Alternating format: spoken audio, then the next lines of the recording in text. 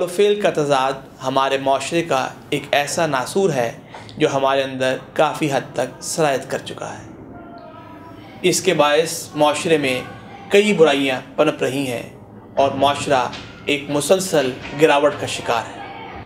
ख़ास तौर पर हमारे बड़ों में ये कॉल व फेल का तज़ाद इसलिए भी ख़तरनाक है कि बच्चे अमूमन बड़ों ही को फॉलो करते हैं। माहौल का बहुत असर होता है। हमारे सियासी रहनुमाओं के बारे में ये तासुर आम है कि ये जो कह रहे हैं इन्होंने कौन सा अमल करना है, और मेरे ख़्याल में इसके ज़िम्मेदार भी वो खुद ही हैं। खैर, वो अपने अमाल के ख़ुद जवाबदेह हैं। अगर इसको इस एंगल से देखें कि कॉल व फेल के तज़ाद का असल इफ़ेक्ट हमारी क्रेडिबिलिटी यानी हमारी साख पर होता है। क्या हम में से कोई भी ये चाहता है कि हमारे बारे में लोग ये सोचें कि ये शख्स क्रेडिबल नहीं, इसकी बात पर एतबार न करें, इसने कौन सा अमल करना है। कुरान मजीद में देखें अल्लाह ताला कितना छोटा सा आर्गूमेंट देते हैं इस हवाले से।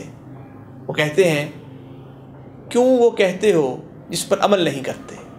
मैं सख्त नाराज़ होता हूँ कि आप जो कहते हैं उस पर अमल नहीं करते। मुझे एक और एहसास हुआ कि जिस शख्स के पास जितना ज़्यादा इल्म है उसकी जवाबदेही भी उतनी ही ज़्यादा होगी, उसके पर्चे के सवाल भी ज़्यादा होंगे और ज़्यादा कठिन भी होंगे।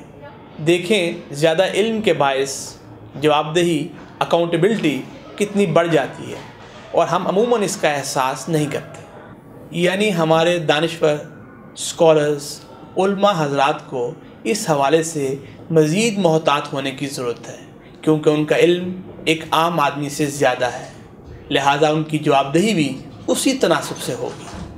नबी सल्लल्लाहु अलैहि वसल्लम की हदीस है कि आपसे 5 चीज़ों का हिसाब होगा। उम्र दी थी, क्या किया, ख़ास तौर पर जवानी में क्या किया, पैसा कैसे कमाया, कहाँ और कैसे खर्च किया, और आखिरी और 5वीं चीज़, जितना इल्म था उस पर अमल कितना किया।